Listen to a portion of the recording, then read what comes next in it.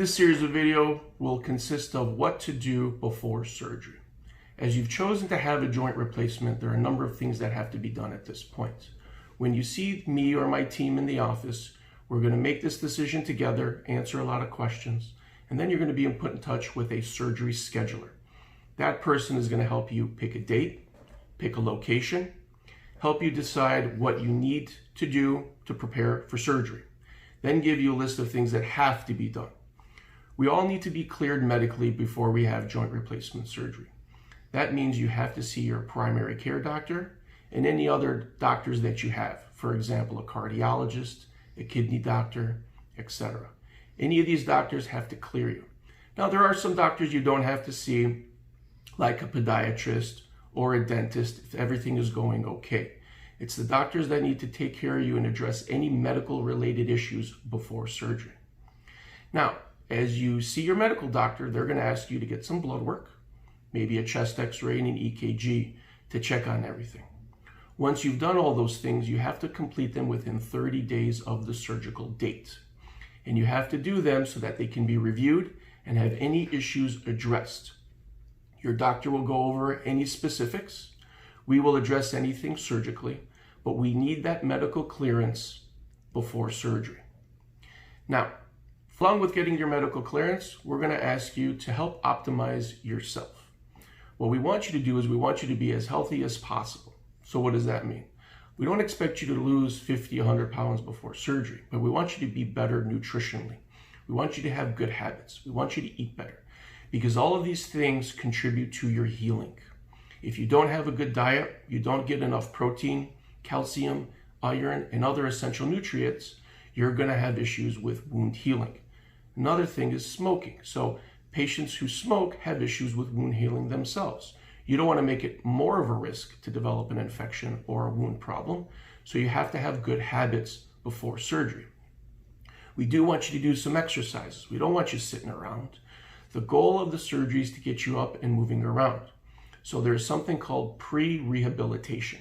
What that means is that we can give you some exercises or put you in touch with a physical therapist who can work with you 1 or 2 weeks before surgery and go over the exercises that will help you prehab and help you after surgery. Once you know these exercises, you know the expectations, it should come a little bit more easier after the surgery because you'll have recall. You'll be able to remember these things. Good nutrition, good exercise regimens, being healthier is essential when you have a joint replacement surgery. The last thing you want to do is have a problem with a wound, a blood clot, or infection. Now, we also want you to check with your insurance company. We want to make sure everything is set with your insurance company. And why that's important is because we don't want you to get a bill and have to pay for something or question something without it being cleared with your insurance company. This applies for things like what surgical hospital we're going to go to or ambulatory surgery center, what outpatient physical therapy location, what home health company. So we want you to help us contact your insurance and provide us with a network that we can say, yes, you're going to go here for your physical therapy. It's closer for you at home or to your home. However, if it's not in your network, you don't want to go there, you may have to go a little further away.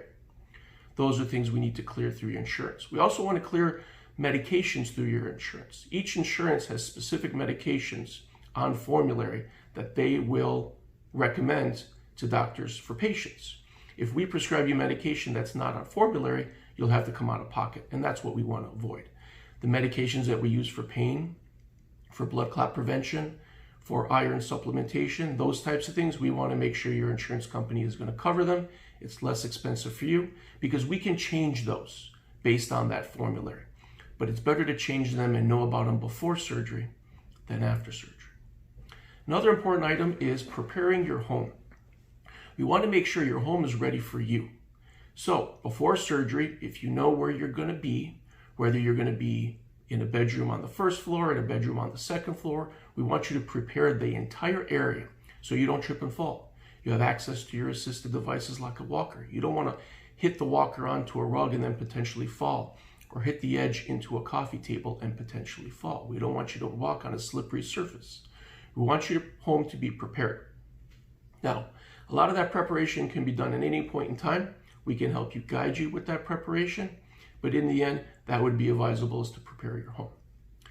The other thing is to have a support team, whether that is your loved one, significant other, daughter, son, grandson, granddaughter, whomever.